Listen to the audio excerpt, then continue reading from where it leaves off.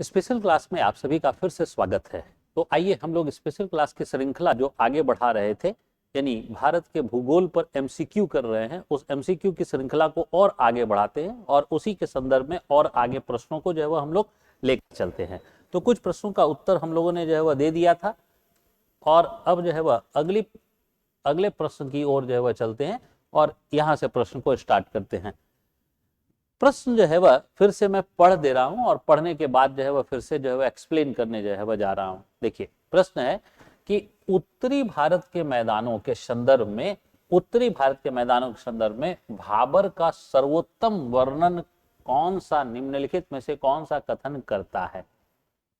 यानी हम लोग बात करें अगर, तो उत्तरी भारत के संदर्भ में, जो उत्तरी भारत के संदर्भ है उसमें भाबर और भाबर के जो है वह का सर्वोत्तम वर्णन कौन सा करता है। तो पहले तो एक चर्चा जो है वह कर दूं कि उत्तरी भारत में जो अगर मैदान की बात करें तो चार प्रकार के मैदानों का विकास जो है वह यहाँ पर जो है वह देखा जाता है। एक जो है वह भाबर है, दूसरा जो है वह तराई है, तीसरा जो है वह बागर या इसी बागर को बांगर भी कहा जाता है, दोनों शब्दों का इस्तेमाल किया जाता है, ठीक है। और चौथा जो है वह है खादर। तो दरअसल जो बागर जो है वह प्रदेश है, इसी को जो है वह दरअसल पुरानी जलोढ़ मृदा भी कहते हैं।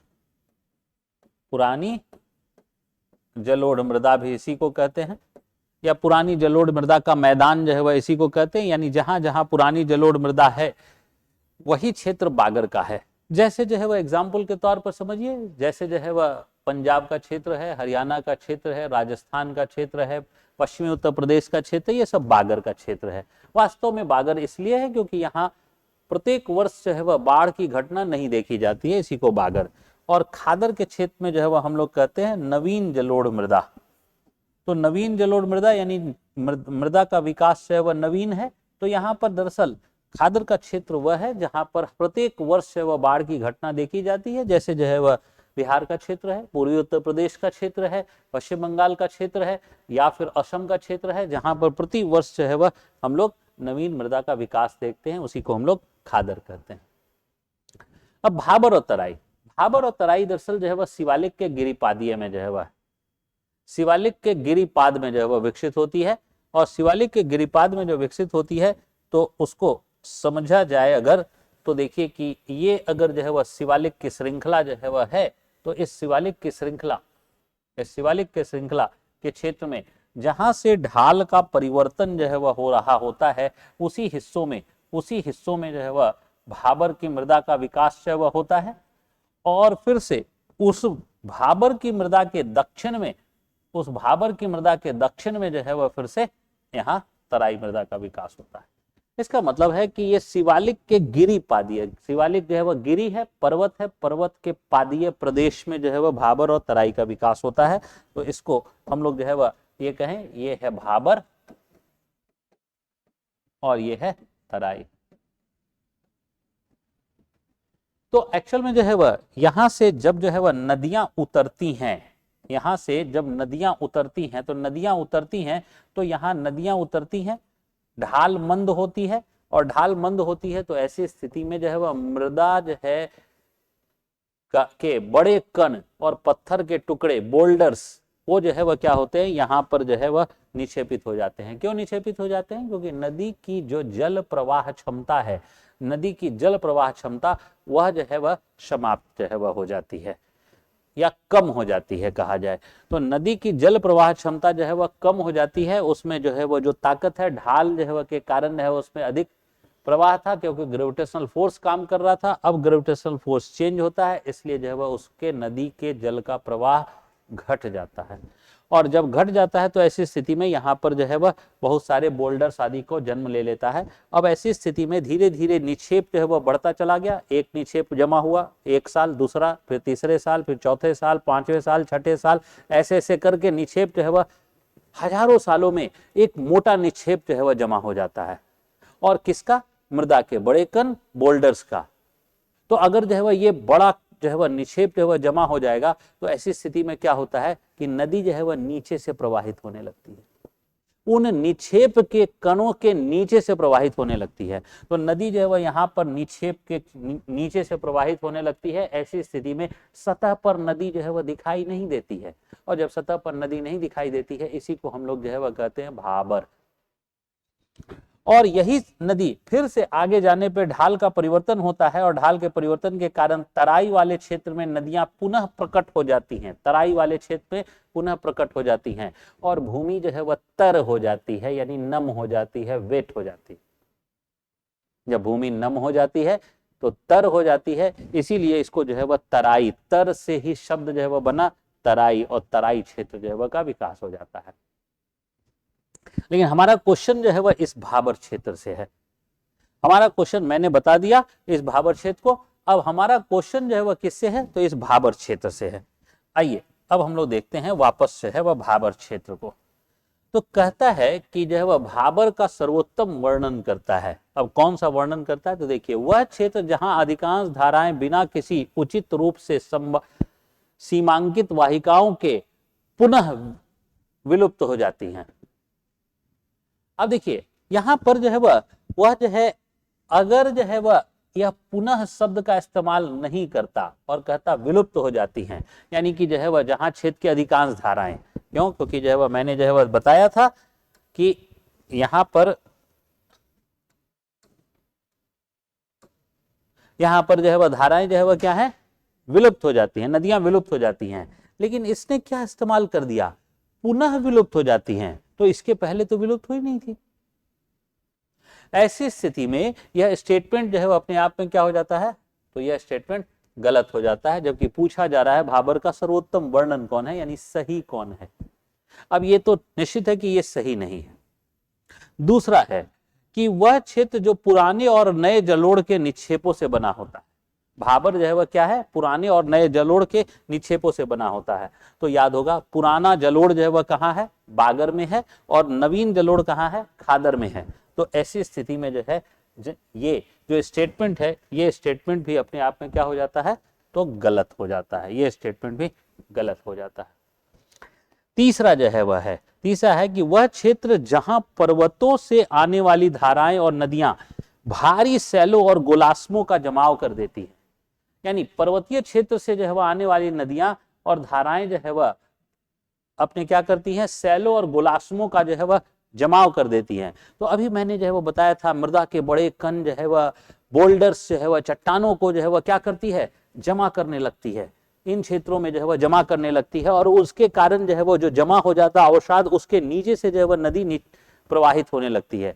यही बात पूछा था, और यही बात जो है वह स्टेटमेंट में लिखा हुआ है। ठीक है, खैर फिर भी जो है वह सर्वोत्तम पूछा जा रहा है कि सर्वोत्तम वर्णन जो है वह कौन है। तो ये तो सही तो है, सर्वोत्तम वर्णन है कि नहीं इसकी भी जांच कर ली जाए। तो फिर से चौथे स्टेटमेंट की ओर चलते हैं, और पूछता है कि वह क्षेत्र जो नदी की प्रौढ़ावस्था में बनने वाली अपरदनात्मक और निक्षेपात्मक स्थलाकृतियों का अभिलाक्षणिक विशेषताओं से युक्त होता है। अब देखिए, नदी की प्रौढ़ावस्था, और दूसरा जो है वह कह रहा है कि अपरदनात्मक और निक्षेपात्मक स्थलाकृति। तो निश्चित है कि नदी जो है जब पर्वतीय ढाल से जो है वह उतरती है तो प्रौढ़ावस्था प्रारंभ हो जाती है नदी की 3 अवस्थाएं हैं, युवावस्था, प्रौढ़ावस्था और वृद्धावस्था। तो जब जो है वह नदी पर्वतीय क्षेत्रों में होती है तो वह युवावस्था से गुजर रही होती है, लेकिन पर्वतीय क्षेत्रों में ही, निम्न पर्वतीय क्षेत्रों में वो प्रौढ़ावस्था में प्रवेश करने लगती है। तो प्रौढ़ावस्था तो यहां है भाबर के क्षेत्र में, लेकिन पूछ रहा है कि यहां अपरदनात्मक और निक्षेपात्मक स्थलाकृतियां जो है वह इसकी विशेषता है। लेकिन हम लोगों ने यहां पर जो है वह देखा था, एक्चुअल में ढाल का परिवर्तन हुआ है। तो ढाल के परिवर्तन से वास्तव में जो है वह क्या है, निक्षेपन, यानी डिपोजिशनल जो है वह यहाँ स्ट्रक्चर जो है वह बनेगा, यहाँ इरोजनल स्ट्रक्चर नहीं बनेगा, यानी अपरदनात्मक स्थलाकृति यहाँ पर नहीं बनेगी। इसलिए जो है वह यहाँ अगर अपरदनात्मक स्थलाकृति नहीं बनेगी तो ऐसी स्थिति में यह जो है वह स्टेटमेंट अपने आप में जो है वह क्या हो जाएगा, अपरदनात्मक स्थलाकृति नहीं बनेगी। बाकी सभी चीज, प्रौढ़ावस्था सही है, निक्षेपात्मक स्थलाकृति सही है, लेकिन अपरदनात्मक स्थलाकृति नहीं बनेगी, यह जो है वह गलत है। तो ऐसी स्थिति में यह स्टेटमेंट भी गलत है। इसलिए इसका सबसे अच्छा जो है वह व्याख्या जो है होगा, वह क्या होगा, तो सी। इसलिए इसका उत्तर जो है वह होगा सी होगा। अब हम लोग चलते हैं इसी में फिर से अगले प्रश्न की ओर, अगले प्रश्न की ओर चलते हैं। और अगला प्रश्न जो है वह हमारा ये है, देखिए अगला प्रश्न कहता है कि भारतीय मॉनसून के संदर्भ में, भारतीय मॉनसून के संदर्भ में, यहां मॉनसून पूछा जाए, भारतीय मॉनसून के संदर्भ में निम्नलिखित कथनों पर विचार कीजिए। और कह रहा है कि अब स्टेटमेंट दिया हुआ है और उस स्टेटमेंट में जो है वह लास्ट में जो वो पूछा हुआ उपयुक्त कथनों में से कौन से सही है, कौन सा सही है या कौन से सही हैं। अब ये जो है वह फिर से सामान्य, मैंने बताया था कि सामान्य जो है वह प्रश्न जो होते हैं वह सही पूछे जाते हैं, पिछली श्रृंखला में बताया था। और असत्य या गलत जो है वह शब्द जो है वह कम जो है वह होते हैं, लेकिन वह जो है वह आपकी गलती करा देंगे और हम प्रतियोगिता से थोड़ा पीछे हो जाते हैं। तो इसलिए यहाँ पर पूछा जा रहा है कौन सा या कौन से कथन सत्य हैं, सही हैं। और यहाँ पर जो है वह आपके ऑप्शंस दिए हुए हैं, और लेकिन ऑप्शंस को जानने के पहले हमें जो है वह उन कथनों को पढ़ना पड़ेगा, उन स्टेटमेंट्स को देखना पड़ेगा कि स्टेटमेंट्स क्या हैं। तो मॉनसून के बारे में पूछा जा रहा है, भारतीय मॉनसून के बारे में पूछा जा रहा है। अब भारतीय मॉनसून के बारे में पूछा जा रहा है, तो आइए जो है वह हम लोग इसके बारे में पढ़ते हैं, क्वेश्चन प्रश्न का जो है वह जो स्टेटमेंट है वह पढ़ते हैं। कहता है कि मॉनसून की प्रकृति व्यापारिक पवनों के विपरीत स्थिर न होकर के स्पंदनशील है। ठीक है, देखिए व्यापारिक पवन क्या है, एक स्थायी पवन है, जिसे हम भूग्रहीय पवन भी कहते हैं, प्लैनेटरी विंड भी कहते हैं, परमानेंट विंड भी कहते हैं, स्थायी पवन भी कहते हैं, कई जो है वह नाम जो है वह है, जियोस्ट्रैफिक विंड भी कहते हैं। ये दरअसल जो है वह क्या है, परमानेंट है, जो सागर से तटीय क्षेत्र की ओर जो है वह महाद्वीपीय भाग की ओर जो है वह आ रही होती हैं, तो उसमें जो है वो स्थिरता होती है, सामान्यतः स्थिरता होती है। लेकिन पूछा जा रहा है यहाँ पर, यह कह रहा है कि भारतीय मॉनसून की जो पवन है, भारतीय मॉनसून एक पवन है, तो जो मॉनसून जो पवन है वो पवन जो है वह व्यापारिक पवनों के विपरीत स्थिर न होकर के स्पंदनशील यानी ऑसिलेशन में जो है वह होती है। ठीक है, वाइब्रेट करती है, तो निश्चित तौर पर जो है वह यह वाइब्रेट करती है, स्पंदनशील होती है। क्यों स्थिरता अस्थिरता होती है, इसलिए अस्थिरता होती है क्योंकि जो है वह हर जगह का टेम्परेचर जो है वह अलग होता है, और टेम्परेचर अलग होने के कारण जिन जिन क्षेत्रों में यह प्रवाहित होती है उन उन क्षेत्रों में जो है वह इसकी जो है वह इसका जो प्रवाह है वो बदलता रहता है। इसलिए हम लोग कहते हैं कि यह स्पंदनशील होती है या ऑसिलेशन में जो है वह होती है। तब अगला प्रश्न है, अगला स्टेटमेंट है, कहता है कि समुद्र से बढ़ती दूरी के साथ मानसून की वर्षा में घटने की प्रवृत्ति का विकास हो जाता है। तो हम लोग जानते हैं कि हाँ ठीक है ऐसा होता है, लेकिन इसको थोड़ा सा समझ लें कि जैसे देखिए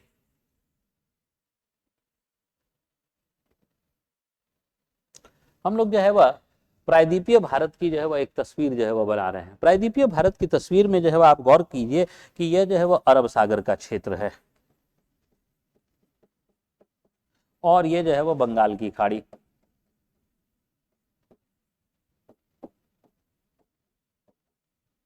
तो निश्चित तौर पर ये जो पेनिनसुलर जो है वह इंडिया है, प्रायद्वीपीय भारत जो है, इस प्रायद्वीपीय भारत में दोनों तरफ से जो है वह मानसून की हवाएं प्रवेश करती हैं। और मानसून की हवाएं प्रवेश करती हैं तो देखिए बंगाल की खाड़ी से मानसून की हवाएं प्रवेश की, एग्जाम्पल हम लोग ले रहे हैं मानसून की हवाएं प्रवेश की।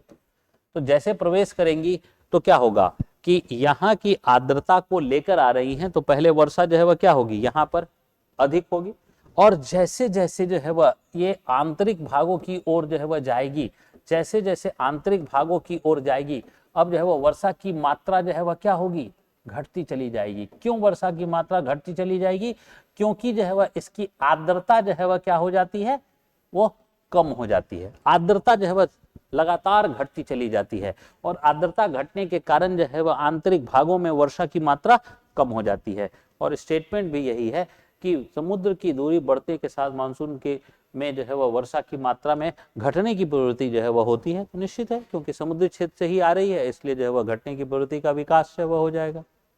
ठीक है, अगला जो है वह स्टेटमेंट जो है वह अगला स्टेटमेंट है कि मानसूनी वर्षा मुख्य रूप से उच्चावच अथवा भू आकृति द्वारा नियंत्रित होती है। अब जो वह बोल रहा है कि भू आकृति या उच्चावच के द्वारा नियंत्रित होती है। आइए इसको भी समझने का प्रयास करते हैं। तो हम लोग इसको समझने का प्रयास करें तो देखिए, अभी हम लोगों ने जो है देखा था यहाँ इस क्षेत्र में, तो इस क्षेत्र में आप जो है वो देखिए कि अरब सागर के क्षेत्र से हवाएं जो है वो प्रवेश कर रही हैं, मॉनसून की हवाएं अरब सागर के क्षेत्र से प्रवेश कर रही हैं और अरब सागर के क्षेत्र से प्रवेश कर रही हैं। तो यहाँ पर जो है वह क्या है, यहाँ पर एक जो है वो पर्वतीय श्रृंखला है, जिस पर्वतीय श्रृंखला को हम लोग जो है वह नाम जानते हैं जिसका पश्चिमी घाट। पश्चिमी घाट, वेस्टर्न घाट।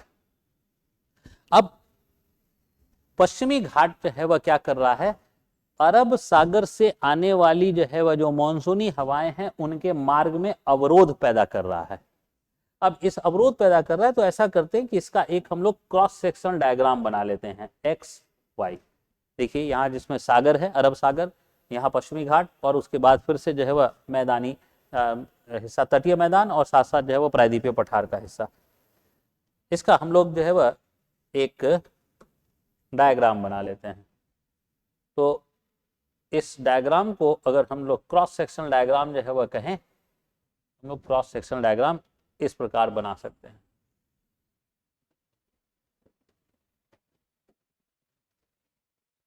जिसमें ये हिस्सा जो है वह पश्चिमी घाट का हिस्सा है,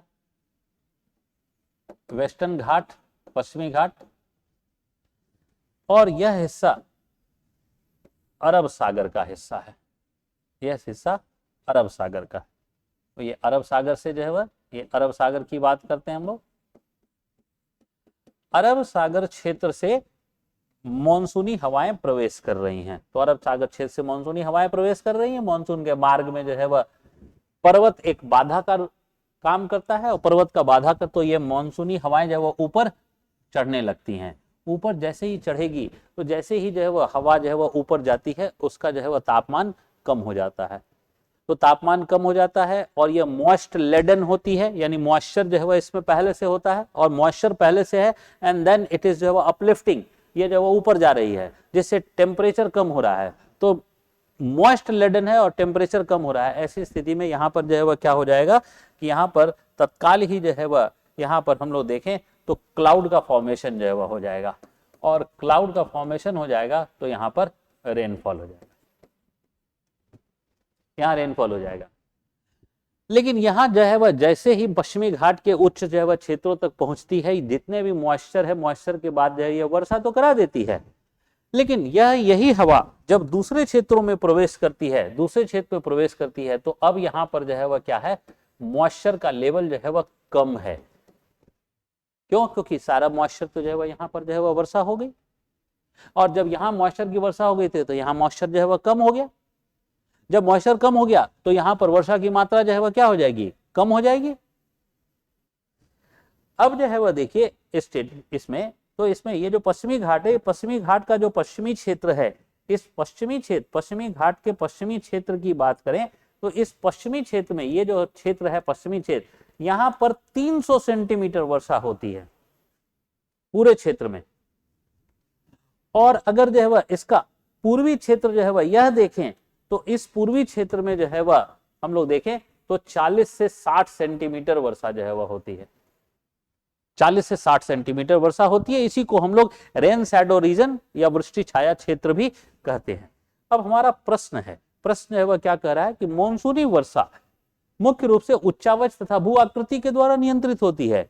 तो भू आकृति भी हुई पर्वत, और जो उच्चावच यानी कि वहां पर जो है जो रिलीफ है, वो रिलीफ जो है वह अलग प्रकार का है। मैदान से जब सीधे पर्वतीय जो है वह स्थिति में हम लोग आ जाते हैं, उच्चावच की स्थिति जो है वह बढ़ जाती है, भूमि के निम्नतम और उच्चतम बिंदु की ऊंचाई जो है वह में परिवर्तन हो जाता है। तो ऐसी स्थिति में ये जो है वह मॉनसून जो है वह वर्षा की मात्रा में भिन्नता ला देती है। तो भिन्नता ला देती है, तो ये स्टेटमेंट भी अपने आप में जो है वह क्या हो गया, ये जो है वह स्टेटमेंट अपने आप में सही था, ये स्टेटमेंट सही था, तीसरा स्टेटमेंट भी सही हो गया। अब हम लोग चौथे स्टेटमेंट की जांच करते हैं। कह रहा है कि मॉनसून का निवर्तन धीरे धीरे होता है और यह मॉनसून के आगमन से अधिक समय लेता है। तो हम लोग ऐसा करते हैं कि जो है वह मॉनसून का निवर्तन धीरे धीरे होता है। मॉनसून का निवर्तन जो है वो प्रारंभ जो हो जाता है वह जो है हो जाता है 15 सितंबर के बाद से। तो 15 सितंबर के बाद से जो है वह निवर्तन यानी रिट्रीशन ऑफ मानसून जो है वह 15 सितंबर के बाद से हो जाता है। और अगर हम लोग बात करें पश्चिम बंगाल वगैरह तक में आते आते तो 10 अक्टूबर तक जो है वह यह मानसून का निवर्तन रिट्रीशन ऑफ मानसून जो है वह होता रहता है। अब जो है वह ये मानसून का निवर्तन ये बहुत स्लो प्रोसेस है। क्यों स्लो प्रोसेस है?